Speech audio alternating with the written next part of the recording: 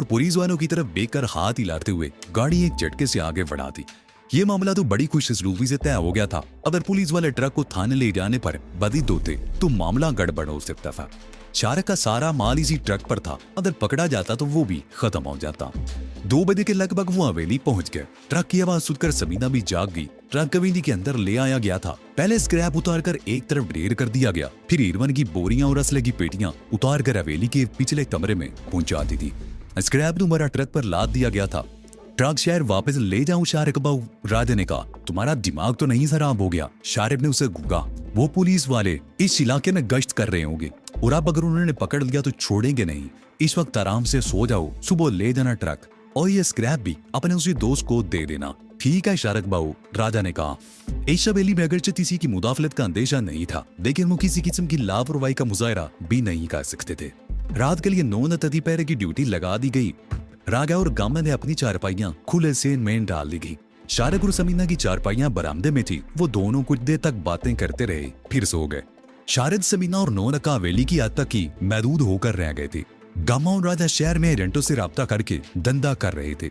शारिक हवेली के आस-पास कच्चे रास्तों पर समीना को ड्राइविंग भी सिखा रहा था। एक हफ्ता गुजर गया। समीना अच्छी खासी ड्राइविंग सीख चुकी थी। शारिक यहाँ बेकार नहीं बैठा हुआ था। गामा और राजा के जरिए शहर की खबरें मिल रही थी। मालिक अबू जर और उसके आदमी अब भी बड़ी सरगर्मी से शारिक और समीना को तलाश करते फिर रहे थे। और भी लाकर एक रोज शारिक ने शहर वापस जाने का फैसला कर लिया। नौनता को हवेली में ही छोड़ दिया गया था। गामा और राजा एक रोज पहले ही से शहर में थे। शारिक रात का अंधेरा फैलने के बाद हवेली से रवाना हुआ था। जब वो शाम नगर वाले मकान में पहुंचे तो रात के 9 बज रहे थे। तुम यहीं रुको, मैं डेरे का चक्कर लगा कर आता हूँ, शारिक ने कहा। नहीं, मैं यहाँ अकेली नहीं रह सकती, समीना ने कहा। ओह, शारिक के ऊँटों पर मुस्कुराहट आ गई। शायद तुम डरती हो कि तुम्हारे डैडी ना आ जाएं। कुछ भी कह रहो, मैं तुम्हारे साथ ही चलूंगी, समीना ने कहा। तो ठीक है, चलो, शारिक ने मुस्कुराते हुए कहा। वो दोबारा दर से निकल गए। रास्ते में एक दिन उन्होंने खाना खाया और फिर बदन की तरफ रवाना हो गए। उनकी गाड़ी मदन चौक पर पहुंची थी कि शारिक एक तरफ शोले उड़ते देखकर चौंक गया। कई बहुत जबरदस्त आग लगी थी। शोले आसमान से बातें कर रहे थे। शारिक की गाड़ी गड़ी की तरफ नहीं जाने दी गई। मोड़ पर लोगों का हुजूम था और पुलिस ने आगे जाने का रास्ता बंद कर रखा था। चारों तरफ से फायर ब्रिगेड की गाड़ियों के सायरन की आवाजें सुनाई दे रही थी। सड़क पर भी ट्रैफिक जाम हो रहा था। शारिक गाड़ी को हटाकर दोबारा चौक की तरफ ले आया। आग कहाँ लगी है? शारिक ने एक आदमी को रोककर पूछा। छांगे के तबीले में, उस आदमी ने जवाब दिया। सुनाए माजे गुजर की पार्टी ने तबीले पर हमला कर दिया था। पहले फायरिंग होती रही और फिर आग लग गई। आग माजे गुजर के आदमियों ने लगाई है। शारिक का दिमाग घूम गया। उसने दरवाजा खोलकर कार से उतरना चाहा, मगर समीना ने उसका हाथ पकड़ दिया। क्या उस तरफ जाना मुनासिब होगा? समीना ने कहा। हो सकता है माजे गुजर के आदमी अब भी आसपास कहीं मौजूद हो। मेरे ख्याल में तो बेहतर यही होगा कि हम यहाँ से निकल जाएं। शारिक चलने में कुछ सोचता रहा, फिर उसने दरवाजा बंद करके कार का इंजन स्टार्ट कर दिया।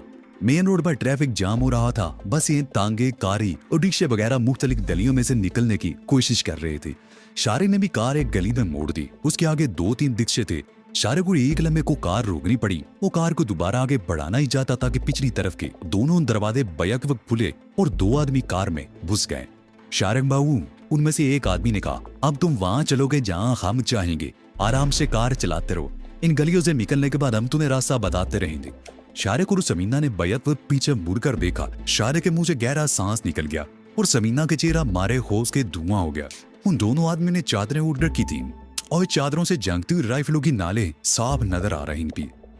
मुख्तलिफ गलियों से घूमती हुई गाड़ी एक बार फिर मेन रोड पर निकल आई। वो अगरचे मदन चौक से तकरीबन 1 मील दूर मेन रोड पर निकले थे, लेकिन तवीले में लगी हुई आग के शोले वहां से भी नजर आ रहे थे। तवीले में लाख टांगे खड़े थे। एक हिस्से में तो तूरी भूसे वगैरह के ढेर थे। इसके अलावा लकड़ी का और भी बहुत सा काट कबाड़ था। अगर यहाँ तक कि दीवार के साथ गली के रुख पर बोर्डरों के वर्कशॉप वगैरह भी आग की लपेट में आ चुके हों, तो लाहौर के सारे फायर ब्रिगेड मिलकर भी सुबह से पहले इस आग पर काबू नहीं पा सकेंगे। डेरे पर गामा और राजा भी था। जिस आदमी से शारिक ने आग के बारे में पूछा था, उसने बताया था कि आग लगने से पहले फायरिंग भी हुई थी।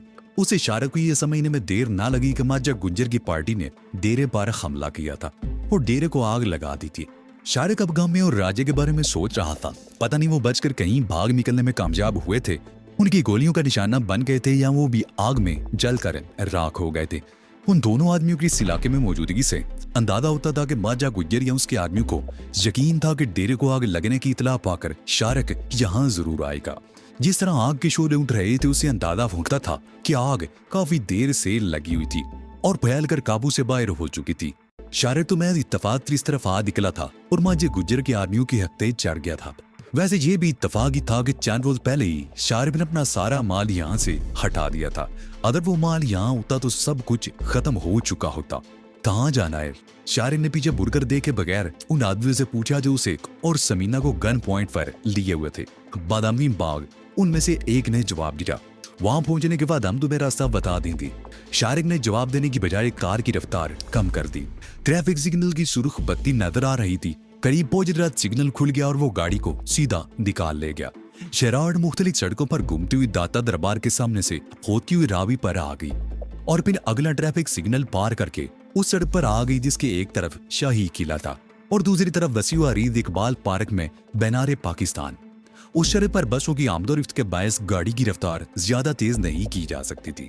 बादामी बाग के लारी अड्डे से हर मिनट बाद पाकिस्तान के मुख्तलिफ शहरों के लिए एक दो बसें निकल रही थी।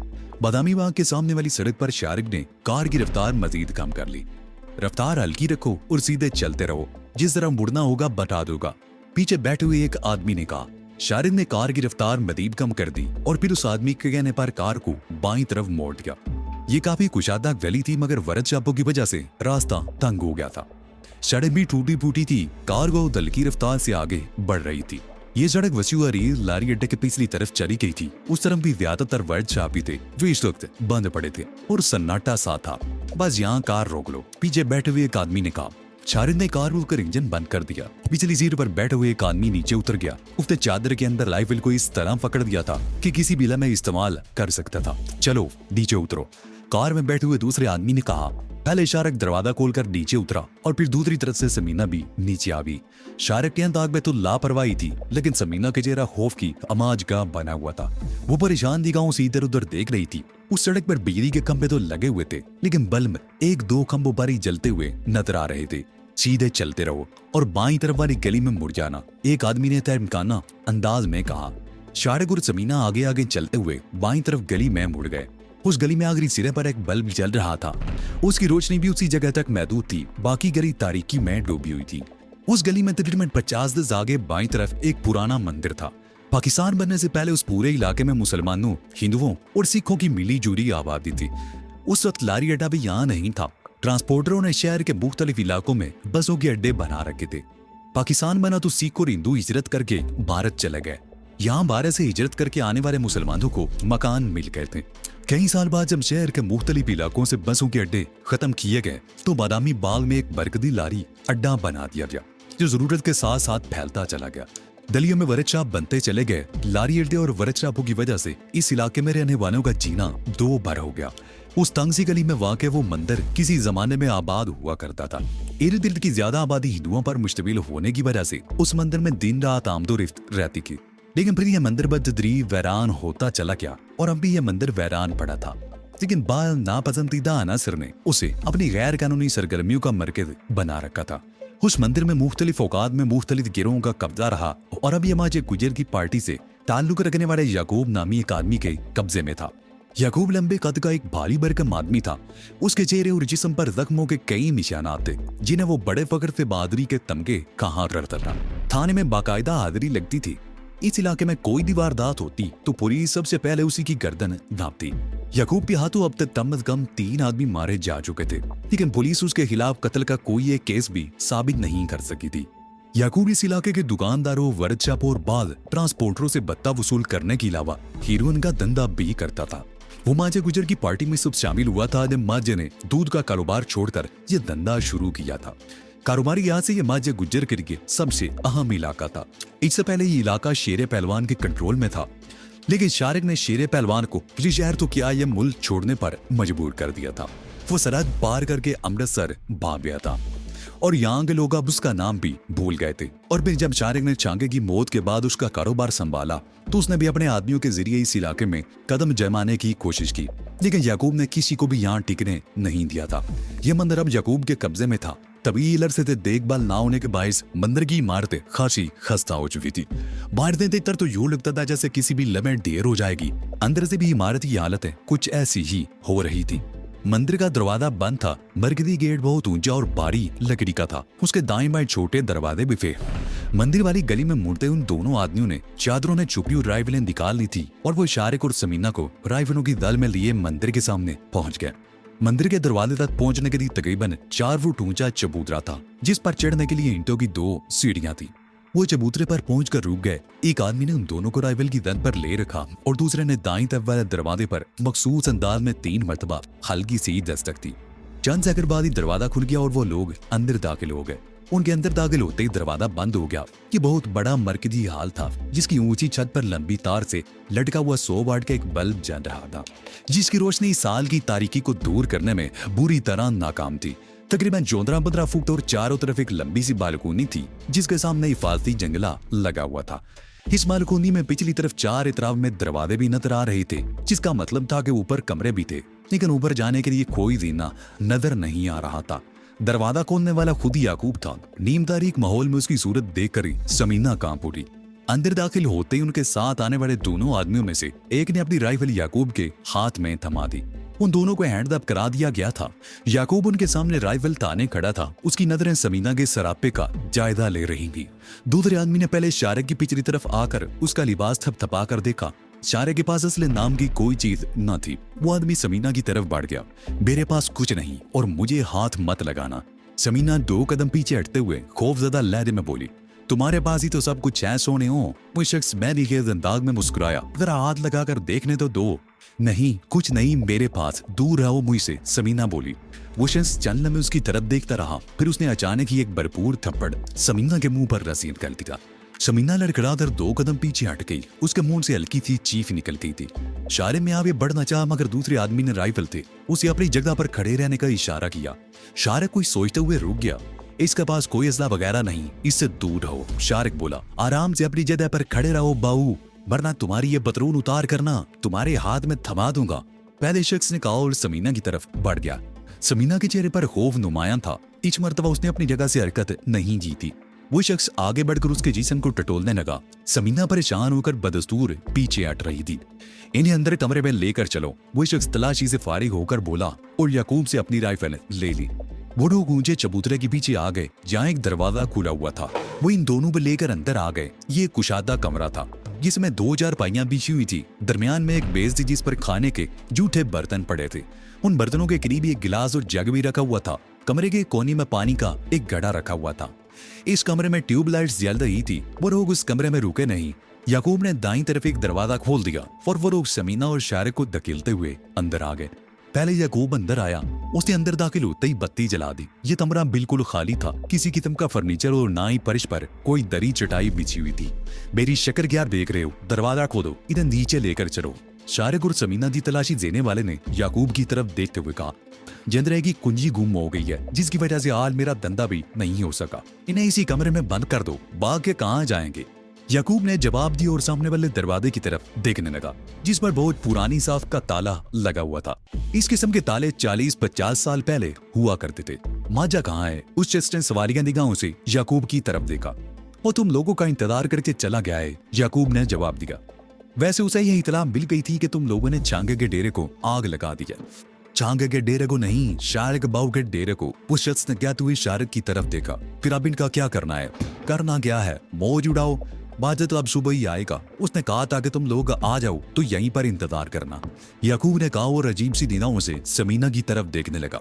वैसे ये चीज तो बड़ी शानदार है, लेकिन यकीन नहीं आता कि किसी को हाथों मारा गया था। इसका दाव चल गया होगा, पहले शख्स ने जवाब दिया। आज हम भी अलमा के देख लेते हैं, याकूब कहते हुए नबेतुले कदम उठाता हुआ समीना के सामने आ खड़ा हुआ। उसे समीना की ठोड़ी की तरफ हाथ बढ़ाया, मगर समीना ने उसका हाथ झटक दिया। मुझे हाथ मत लगाना, दूर खड़े रहो मुझसे। समीना पीछे हटते हुए बोली, सुन लो, याकूब ने क्या लगाया। ये मेम कह रही है कि दूर खड़े रहो और मुझको हाथ मत लगाना। ये भला कैसे हो सकता है? वो भीड़ आगे बढ़ गया। उसे समीना की ठोड़ी पर हाथ रख गई था कि समीना ने दोनों हाथों से उसका हाथ पकड़ दिया और उसके साथ ही उसके हाथ पर दांत जमा दिए। इत्तेफाक से याकूब के हाथ की ये उंगली समीना के दांतों में आ गई थी। याकूब के मुंह से हल्की सी चीख निकल गई। वो अपना हाथ छुड़ाने की कोशिश कर रहा था, मगर समीना ने न सिर्फ उसका हाथ सख्ती से पकड़ रखा था, बल्कि उसकी उंगली को भी पूरी कुव्वत से दांतों से चबा रही थी। याकूब का दूसरा हाथ चल गया। उसका गुंचा समीना के पेट पर लगा। समीना ने उसका हाथ छोड़ दिया। याकूब की उंगली से खून बह रहा था। समीना ने पूरा गोश्त चबा डाला था। अगर थोड़ा सा और मौका मिलता तो शायद वो हड्डी भी चबा डालती। समीना के होंठ भी खून आलूद थे। उसने एक तरफ थूक दिया और लंबे लंबे सांस लेने लगी। याकूब चंद लम्हे खूंटखुआर नजरों से उसकी तरफ देखता रहा। फिर उसने अचानक ही समीना पर ठोकरों की बारिश कर दी। समीना के मुंह से चीखें निकल रही थी। उन्हें यहाँ लाने वाले दोनों एक तरफ खड़े दिलचस्प नजरों से ये सब कुछ देख रहे थे।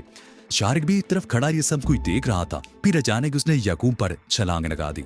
उसके 2-3 गुंचे याकूब के जबड़ों पर लगे। याकूब लड़खड़ा गया। उसने पैंतरा बतला और बाएं हाथ का गुंसा पूरी कुव्वत से शारिक की खोपड़ी पर रसीद कर दिया।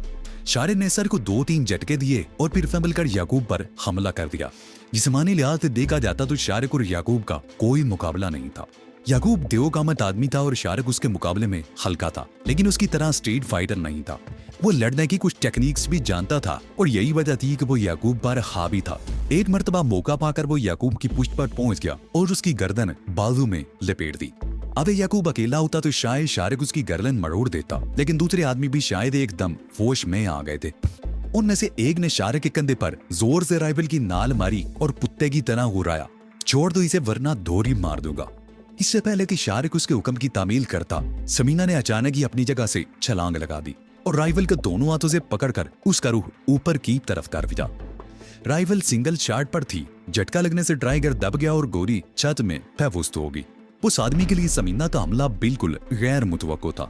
समीना उसके हाथ से राइफल छीन चुकी थी और उसे लट की तरह घुमाने लगी। दूसरा गनमैन भी उसकी जद में आ गया। उसके कंधे पर दर्द लगी और उसकी अपनी राइफल भी हाथ से छूट कर गिर गई थी। समीना उन दोनों पर लट बरसाती रही। वो जैसे पागल हो गई थी। दूसरी तरफ शारिक को भी मौका मिल गया। वो याकूब की मुरम्मत कर रहा था। याकूब के मुंह और नाक से खून बह रहा था। याकूब की खोपड़ी पर एक गुंचा लगा तो वो लड़खड़ाता हुआ समीना से टकरा गया। समीना भी लड़खड़ा कर गिरी। इससे पहले को वो संभल सकती, उन 2 आदमियों में से एक को मौका मिल गया। उसे लपक कर समीना की हाथ से राइफल छीन ली और समीना पर ठोकरों की बारिश कर दी। शारिक दूसरी राइफल की तरफ लपका, लेकिन दूसरे शख्स ने बड़ी फुर्ती का मुजाहरा करते हुए उठकर सीने पर ठोकर मार दी। शारिक रादर पीछे गिरा। दूसरे शख्स ने राइफल उठा ली। बाजी एक बार फिर पलट गई। अब समीना और शारिक उनके रहमो करम पर थे। एक तरफ समीना पिट रही थी और दूसरी तरफ शारिक उसके आदमी के हत्थे चढ़ गया था। याकूब एक तरफ खड़ा हाथ की पूंछ से नाक और ऊंटों से बहने वाला खून पूछते हुए खूनख्वार नजरों से उनकी तरफ देख रहा था। समीना लड़ाई बढ़ाई नहीं जानती थी, लेकिन सूरतेहाल कुछ ऐसी थी कि वो हाथ पैर चलाए बगैर नहीं रह सकती थी। वो हाथ पैर चला रही थी और खूब चला रही थी। पहले उसने याकूब की मुरम्मत की थी, फिर दूसरे आदमी की भी अच्छी खासी ठुकाई कर दी थी और अब खुद पीट रही थी। दूसरी तरफ शारिक भी पीट रहा था। एक मौके पर उसे अपने हरीफ को जेर करने का चांस मिल गया, लेकिन ठीक उसी में याकूब ने आगे बढ़कर उसकी पसलियों पर जोरदार ठोकर मार दी और शारिक बिलबिलाता हुआ दूर जा गिरा। फिर उसे संभलने का मौका नहीं मिल सका। उसके हरीफ ने उस पर टोबरों की बारिश कर दी थी। समीना भी पिट रही थी। एक मर्तबा समीना का दाव चल गया। वो उस वक्त पुश्त के बल नीचे गिरी हुई थी। उसके हरीफ ने जैसे उस पर छलांग लगाई, समीना ने लेटे ही लेटे उसे जोरदार ठोकर मार दी। समीना के पैरों में जागृत थे। ठोकर हरीफ के मुंह पर लगी और वो बिलबिलाता हुआ एक तरफ देर हो गया। समीना बड़ी फुर्ती से उठकर खड़ी हो गई। वो अपने हरीफ पर हमलावर होना ही चाहती थी कि दूसरे आदमी ने बूम कर उसे जोरदार ठोकर मार दी। ठोकर जोरदार थी जो समीना के पेट पर लदी। उसके मुंह से एक खौफनाक चीख निकली और वो फर्श पर गिरकर तड़पने लगी। शारिक भी बेबस सो चुका था। उसके होंठों से भी खून बह रहा था और वह एक तरफ दीवार के साथ खड़ा हाँप रहा था। वो दोनों आदमी राइफलें उठा चुके थे। उनमें से एक आदमी ने अपनी राइफल शारिक पर तान रखी थी। याकूब चंद कदम दूर खड़ा खूनख्वार नजरों से बारी बारी उन दोनों की तरफ देख रहा था। उसके नाक और ऊँटों से अब भी खून रित रहा था। देख लिया को भी। दोनों में से एक आदमी ने याकूब की तरफ देखते हुए कहा, तुम कहते थे ना कि ये लड़की तो ऐसी खतरनाक नहीं लगती। अब तुम्हें यकीन आ गया ना कि इक्कू को इसी ने कत्ल किया था। मैं समझ गया जीले, याकूब ने जवाब दिया। इसको तो मैं था मजा चखाऊंगा कि सारी जिंदगी तेरी भूल जाएगी। इसका अब क्या किया जाए? इस वक्त माजे के पास ले चले? जीले ने कहा। नहीं। याकूब ने नफी में सारी लाया। इन दोनों को बांधकर ऊपर वाले कमरे में डाल दो। माजू को इनके बारे में सुबह इतला दी जाएगी। रात को मैं इस लड़की का घूंट भरूंगा तो इसकी सारी तेजी निकल जाएगी। वो खामोश होकर अपनी जख्मी उंगली की तरफ देखने लगा। जीले का दूसरा साथी कहीं से रस्सियां ले आया और वो लोग इन दोनों को गन पॉइंट पर उस कमरे से निकालकर एक और कमरे में ले आए। उस कमरे में ऊपर जाने के लिए सीढ़ियां थी। वो सीढ़ियां चढ़ते हुए ऊपर बालकोनी में आ गए। तो यह थी आज की वीडियो। आपको यह वीडियो कैसी लगी कमेंट में बताएं और हमारा चैनल सब्सक्राइब कर दे, साथ ही बेल आइकन भी दबा दे। अगला एपिसोड जल्द आएगा।